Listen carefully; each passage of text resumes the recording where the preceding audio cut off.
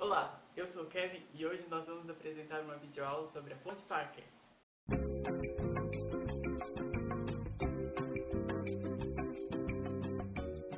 Todas as pontes têm o objetivo de transportar pessoas ou recursos. Para que esse objetivo se realize, são necessários cálculos que permitam a sua construção. Um tipo comum de ponte é a Parker, que se popularizou no final do século XIX e a mesma também será objeto de trabalho dessa apresentação. Calcularemos as coordenadas de todos os nós, comprimentos e forças atuantes em todas as barras de um modelo específico de ponte Parker. Neste vídeo nós vamos falar da ponte treliçada, que está desenhada em 3D nesta folha.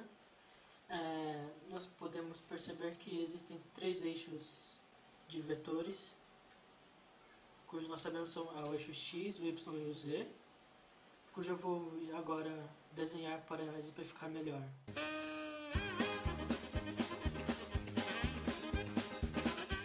Como vemos pela direção dos vetores, nós podemos perceber que Z é a altura, Y é a profundidade e X é a largura da ponte.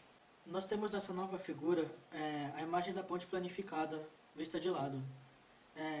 Através dos dados fornecidos previamente, nós sabemos que o comprimento da ponte é 40 metros e a distância de cada nó é de 5, 7, 8 e 875 metros. E através da lei dos senos e a lei do cossenos, nós podemos descobrir as outras coordenadas e a distância de cada nó. Também podemos descobrir os outros ângulos que não foram fornecidos. Como se fosse um gráfico, nós temos o eixo de simetria, que seria aqui. Vou traçar o eixo de simetria. Através da eixo de simetria, nós podemos perceber que tudo que foi visto de um lado pode ser igualado ao outro lado. Nessa imagem também podemos ver o ponto A e o ponto G. Nós sabemos que o ponto A é fixo e o ponto G é solto. O ponto G é solto para acomodar a expansão das barras da ponte.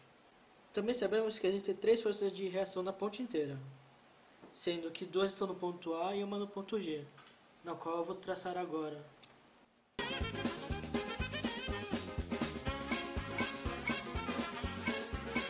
Além disso, todos os nós recebem forças. Através dessa equação, nós sabemos que a ponte está estaticamente satisfazível, pois são 21 barras, mais 3 forças de reação e 12 nós. Então, 21 mais 3 é igual a 24, que vai ser igual a 2 vezes o número de nós, que é 12. Portanto, a ponte está estaticamente satisfeita. Agora nós vamos exemplificar como nós descobrimos as distâncias entre os nós e os ângulos entre eles.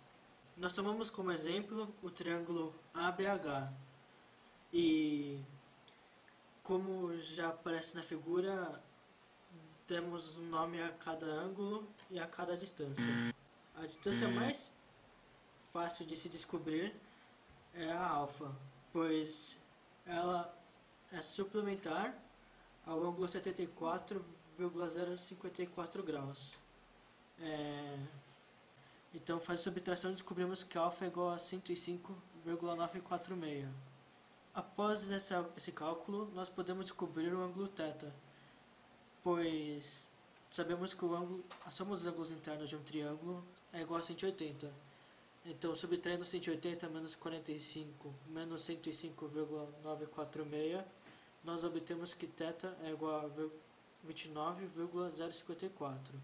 Após descobrir todos os ângulos, nós podemos descobrir as distâncias dos nós através da lei de seno. Como pode ver, eu já defini a fórmula de seno, isolando cada distância a ser obtida. E fazendo os cálculos com os ângulos e a distância dada fornecida pela ponte, podemos obter que a distância AH é igual a 10 e fazendo a mesma coisa para a distância BH, podemos descobrir que ela equivale a 7,29. Para descobrirmos a coordenada do ponto H, primeiro nós devemos traçar uma reta perpendicular ao eixo X junto ao ponto H, assim descobrindo um novo triângulo retângulo. Agora temos um novo ângulo chamado beta. Podemos descobrir esse ângulo através da subtração de 180 por beta mais θ mais 45 mais 90, pois a soma dos ângulos internos de um triângulo é igual a 180. Fazendo esta conta, nós descobrimos que beta é igual a 15,946 graus. Após descobrir beta, nós podemos descobrir a altura. A altura nós calculamos através da lei dos senos, cuja fórmula já foi desenvolvida, e através da substituição dos valores nós descobrimos que a altura equivale a 7. Através da descoberta da altura nós temos o valor dos dois lados, o lado H, AH, e o valor da altura. E por Pitágoras nós podemos descobrir o novo valor da distância no eixo X, que se desenvolvermos o cálculo nós descobrimos que essa distância do eixo X é 7,14. Analogamente, podemos achar as coordenadas dos pontos, os comprimentos das barras e todos os demais ângulos não predefinidos.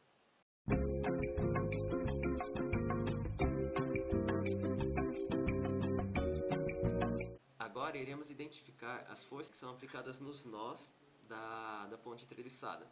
Primeiro, temos que observar que as forças são de compressão. Vamos usar isso por compressão. Cada barra ela tem uma força que vai de um nó a outro e desse outro nó para o mesmo anterior. Assim, temos uma força que aponta nessa direção, que é a força AH.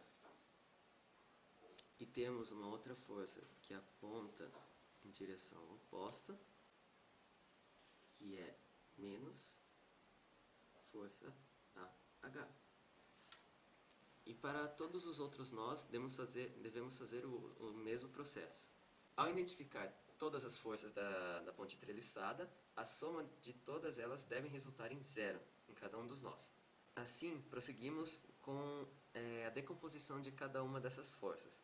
Como já descobrimos os ângulos e o comprimento das barras, é possível decompor a força, por exemplo, a força AH, em uma força que esteja na coordenada x e outra na coordenada z, nesse exemplo aqui.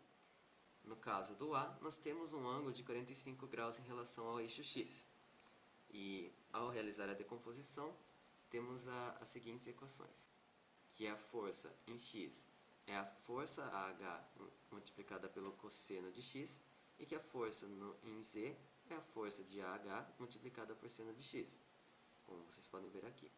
No entanto, para a força de C para B, que chamamos de menos força de BC, temos o problema de a força estar apontando para o lado esquerdo.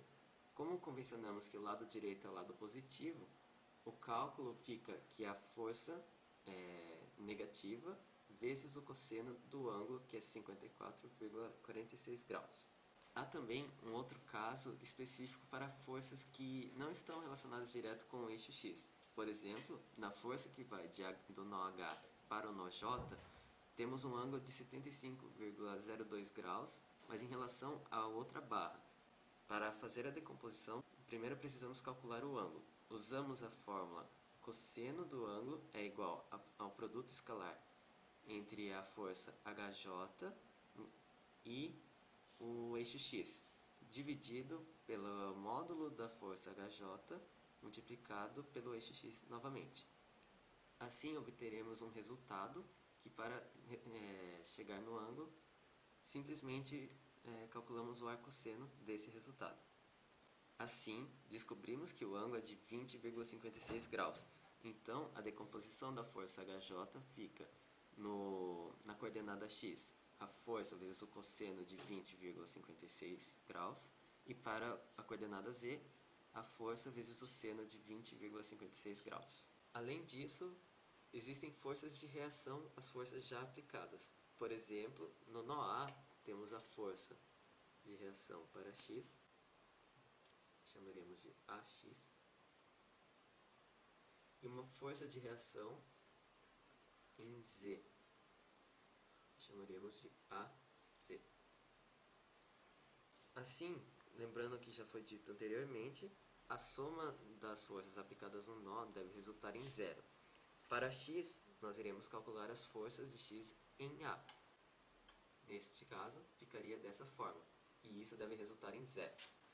Para Z, nós iremos calcular as forças relacionadas a Z. Ficaria nessa equação, que também deve resultar em zero. Assim, ao colocar todas as forças de reação, é possível adquirir todas as equações das forças e, ao colocá-las numa matriz, poderemos obter resultados para o componente X e outros resultados para o componente Z. Aqui temos a matriz 24 por 24 formada pela codificação de todas as equações lineares de cada nó nos eixos x e z. Resolvendo o sistema linear para o vetor B seguinte, obtemos o vetor resultado com os seguintes valores.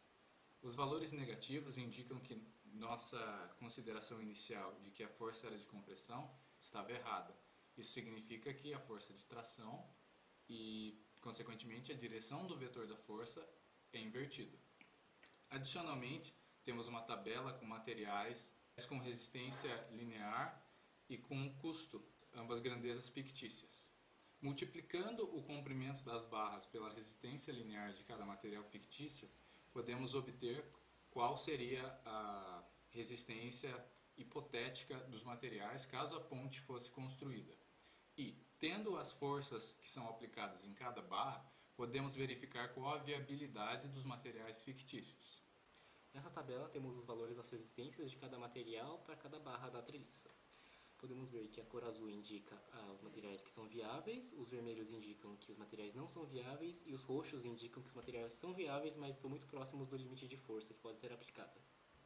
Com essa tabela podemos chegar a uma nova tabela que indica os materiais que são adequados de acordo com o preço delas, que é a seguinte. E é interessante também aplicar uma margem de segurança às forças aplicadas nas barras. Com isso, aplicamos uma margem de 15% a mais e chegamos nessa seguinte tabela, que são os novos materiais disponíveis para cada barra. O objetivo do trabalho é a resolução da ponte treliçada de Barker, que consiste na junção de treliças ligadas por nós, e essas treliças formam triângulos. Através dos dados fornecidos pelo trabalho, nós podemos calcular as forças, as medidas e os custos necessários para a construção dessa ponte. Assim, aprimoramos ainda mais o nosso conhecimento sobre as ferramentas matemáticas e podemos perceber um dos usos delas no nosso cotidiano. Assim como existem vários outros, a ponte é uma das possibilidades do uso delas.